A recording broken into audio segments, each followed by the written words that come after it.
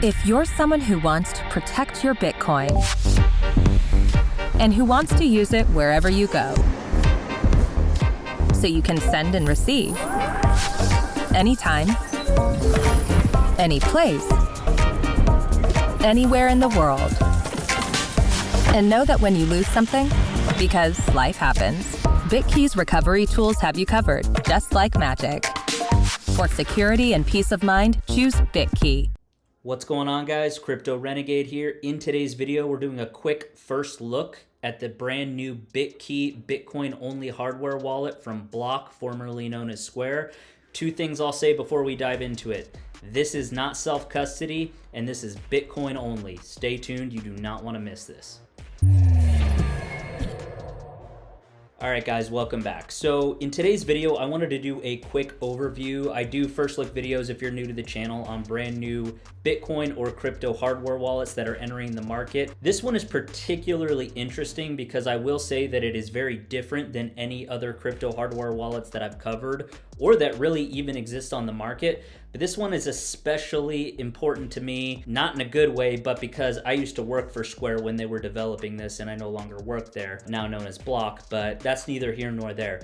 Let's talk about the fundamentals, what this is, what is potentially good about it, but mainly how it's very deceiving and how they're marketing it. So this, just so we're perfectly clear, as you can see on the screen, this little jade-looking hexagon device here with a fingerprint sensor and no screen is a multi-signature or multi-sig Bitcoin crypto wallet. Now we're gonna get into some of the details here, but I first wanna take a look at the form factor. First, this is an NFC wallet, which means you have to use your mobile device on your iPhone or Android to initiate or sign a transaction. Secondly, as you can see, there is a USB-C port for plugging in the device and a little indicator at the top there that shows whether it's charged or it is low on battery, etc. And then three, you'll see that there is a fingerprint sensor here used for signing transactions. There's some issues, mainly the biggest thing I see wrong with the physical device itself, and then we'll get into how it works and some of the other issues.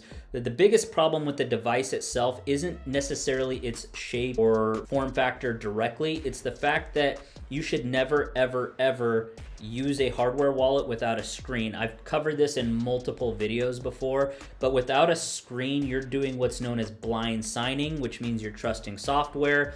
You're not trusting what's on the screen. In other words, if you initiate a transaction on your iPhone, for example, and you can't confirm that the Bitcoin wallet address that you're sending to matches from your iPhone to the hardware, then you have no idea or what you're confirming or what you're actually signing, which is a huge, huge security risk. Now, I will say this. If you're unfamiliar with Multisig, typically how this works is it's your private key split into multiple parts. In this specific instance, this is using what's known as a 2 out of 3 shared custody Bitcoin private key. What they don't tell you here is that you are sharing this private key, one with BitKey's or Block's server, the other is on the hardware device itself, and the third is the mobile app or your phone. So they're claiming that you hold 2 out of the 3 keys for signing, and then their server stores another key. But let's get into some of the details so we can really get to the bottom of what this is. Before we do that, here's how they're marketing it. Everything that you need in one wallet, and again, this is Bitcoin only. There are no other coins, no other apps, no other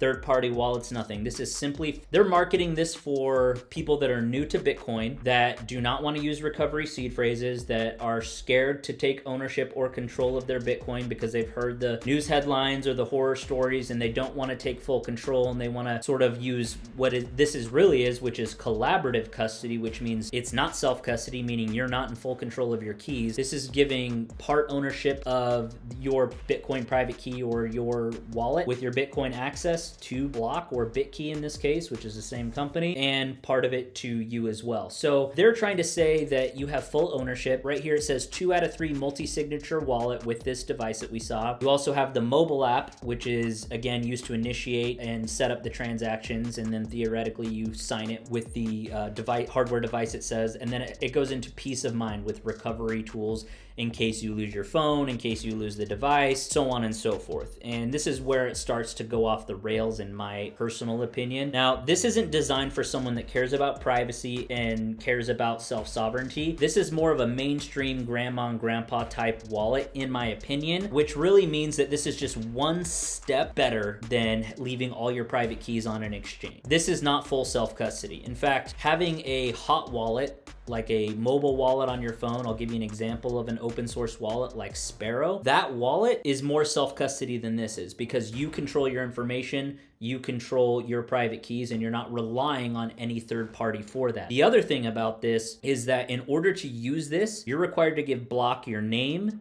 your address, and your phone number. Now, this is not for KYC specifically, but this is for you to register into their system, because we'll get into the recovery steps in a minute of how they go about this, and they store your information on their server as a backup. Huge, huge red flag. If you have to put in any personal identifying information, this is not a good way to start off. Again, this is very similar to an experience with an exchange, but we'll get into that more as we go through this video. So they're saying your keys, your money, you control it, which isn't necessarily true, and we're gonna go into how this breaks down in just a minute. I know I keep saying that, but I want to get to the point where I can fully explain this. You know, it's an interesting looking device. I'll give them that. It's a unique form factor.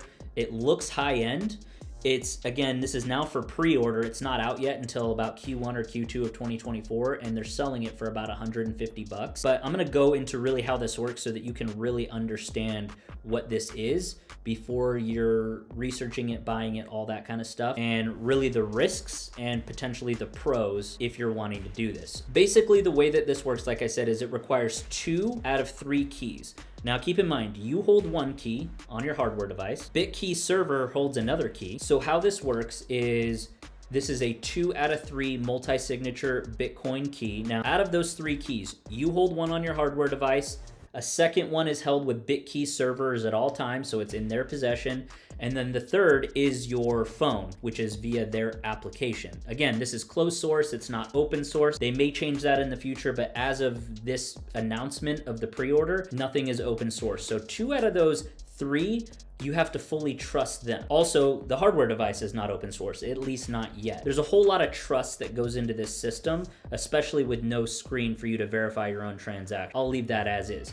I do like that it has a fingerprint authenticator. I do like, in this particular case, it gives other options to people that are not as tech savvy and then don't really understand private key, self-sovereignty, having their backup phrase and having their own sort of backup method to restore their funds, and without relying on other people. But the one thing here is that they're not using seed phrases, which they're touting as a benefit. I understand there's pros and cons to seed phrases. The con obviously is if you lose your backup to your seed phrase, your SOL, all of your private keys are lost. The flip side of that is if you're responsible and you want to be self-sovereign, you need to be able to have responsibility over your own private key and your own backup phrase. By not having a seed phrase, you're trusting a third party to bail you out in the event that a mistake goes wrong. And that really goes across the entire premise and ethos of Bitcoin to begin with, which is self-sovereignty and owning your money, which in this case, I can't really say that you do. As far as the recovery tools, we're gonna get into that, but just to give you a quick overview on how that works, they have what's called a trusted contact recovery, which means, let's say you lose the hardware device and you lose your phone. For example, let's say your phone drops in the ocean and there's only 1 key left. What they can do is allow you to back up one of your keys, 1 out of your 3 keys to iCloud, which again is another huge no-no, but that's how they restore it. So let's say that at that point they have a key and now you got a new phone, it's backed up to iCloud. Now you have 2 out of 3 keys while they're sending you your hardware wallet device back again. The silver lining of that is at that point, you don't lose your Bitcoin. But explain to me how that's any different from ledger recover, which means that you're giving access to your private key or a portion of your private key to third parties. And in this case, they really own 2 out of those 3. And theoretically 3 if they don't open source the hardware device. So if you have the physical hardware device, their server has a key, and you're backed up to iCloud, who's to stop anyone or who's to stop anything from happening from a subpoena from the US government taking one of the keys and then they subpoena Block? Now they own that Bitcoin because those 2 entities that are not you own or control that and can sign and send a transaction without you or without your consent. That's the biggest flaw in this, is that that you don't get to choose where your actual 3 parties or 2 out of 3 parties are. 2 of them are outside of you and only 1 is inside of you, or with you rather. So it's really difficult to really trust this system because it's not trustless, and that's a serious problem. They are innovating in the sense that they're giving us different options to do collaborative custody, even though they're calling it self-custody, which means that you have these options for recovery if things go really, really bad, but at the expense of privacy and at the expense of backing it up to their servers, backing it up to the cloud, which if you have self-custody, you know never to do that. You know never to have a digital trace of your private keys, your backup phrase, your password, any of it. Part of the things here that they've done in terms of getting, let's say you lose that, they have a delay and notify feature, and I'm going to cover briefly how the recovery works, right? If you lose your phone, you lose your device. It says, how does recovery with BitKey work? It says it's made up of 3 parts: the app, the hardware, and their backend server. Each of these parts holds 1 out of 3 keys: a mobile key, a hardware key, and a server. Any transactions that are made require the approval of at least 2 of these keys, and as a customer, you are always in control of these 2 keys. Side note, no, you're not. If iCloud has a key or your phone has a key and their app has a reference of the key and they hold the key, you're not in full control. They want you to think you're in control, but I already explained how that's not possible. They say recovery is the process of regaining access to your BitKey wallet should you lose your mobile phone or the hardware device or both. This is done by either restoring what was lost from a backup you keep in your cloud storage, which you should never do, or by replacing a key by buying a brand new one with a new device. They always have a backup. If you lose 2 out of the 3 keys, they have a way for you to restore it by doing that. Now, it says here, important, you will not be able to recover your wallet if you lose both your mobile key, which is the app, and your hardware device before using one to recover the other. A feature relying on trusted contacts to address the scenario where both are lost at once is still currently under development. And so let me talk about that right now. As I mentioned, if you lose this, they're gonna have a fail-safe where you can give them a trusted contacts information for them to verify you before they can restore it. And this is where things go a little bit off the rails and a little bit slippery. They're calling this delay and notify. And how it works is it's a recovery method that enables replacement of a single lost customer key, either your phone or the hardware. Using the customer's remaining key and the server key, delay and notify would be used in the situations where your BitKey hardware device is lost, broken, gone, or you don't have access to your mobile device and you don't have a cloud backup. We'll get into that in a second, but basically it says in order to initiate delay and notify through the app, this means once you get your phone restored, you can do that. It will put a 7-day hold, and here's how it works. Before this process completes, there's a 7-day security hold or waiting period. During this time, notifications will be pushed to the app, and like any other notification channels you have enabled, these notifications are meant to make you aware that a recovery has started and lets you know how much time is remaining in the security waiting period. So in simple terms, what that means is if you lose your phone, you lose your hardware device, let's say they're holding 1 key, you get a new iPhone, you restore your other key from backup, now you have 2 and they have 1. What they're gonna do is they're going to initiate a delay and notify, which locks you out of your own Bitcoin for 7 days as a security measure. And what they're basically doing is saying, okay, just for security reasons, we're gonna have you verify this with a trusted contact. This is not good for privacy. This is not good for privacy. This is collaborative custody where you essentially have to trust other people, you have to trust third parties in order to control or access your Bitcoin. So I just want to be crystal clear on that if I haven't already. Now let's talk real quick about cloud backup and how that works. It says cloud recovery is a recovery method that can restore one of your keys protected by the app on a new phone by using an encrypted backup that was created and stored in your cloud. Huge red flag. If you ever need to change phones, you can connect your cloud account on the new device and use your BitKey hardware device to securely restore your wallet on the new phone. So they're saying that they can restore this private key or part of the private key of the multisig from your iCloud backup and from your hardware device. And then of course they always hold 1 key no matter what on their server. When a cloud backup is created, an encrypted copy of the BitKey app is generated and stored in the cloud. Should you ever need to restore your wallet or move it to a new phone, this can be done by easily and securely by accessing encrypted copy of your BitKey mobile key that has been stored in cloud. Cloud recovery involves logging into your cloud account when you first set it up, or iCloud or Google Cloud if you have Android. Once you're logged in, it will use your BitKey hardware device to approve recovery and decrypt the saved key, so to be sure that your hardware device is available. Cloud recovery should only take 10 minutes to complete. And they're just saying that during this, cross-platform is not available. They're suggesting that you back up one of your private keys to the cloud, you're backing up, you have your physical hardware device, which is one key, and then they have a key. I understand what they're doing here, and I understand the market that they're going after, but this is not a secure way to hold your Bitcoin, in my opinion. Multisig in general is when you get to decide which devices or what factors are split into that. For example, if you use a multisig wallet where, say, you have a husband and wife, and then you have a third party that you trust, that you designate, that you get to choose, not one that's chosen for you, you can then, in a scenario where, say, I die, my wife wants to get access to my Bitcoin and I gave it to a brother, right? Them two can sign any transactions and still have access to the private key where I'm completely gone. That's a scenario where you're in control of the process from beginning to end, and that is a good use case for multi-sig. The problem here is that one key is always on their server and one key is always on their app on your phone, which is always connected to the internet, and then there's only one part of it that's on your hardware device. So it really is not a good cold storage solution. Being the fact that it's also Bitcoin only, I would still rather use a phone or a multi-sig wallet on my phone, like even BitPay, for example, Sparrow Wallet, Blue Wallet, whatever.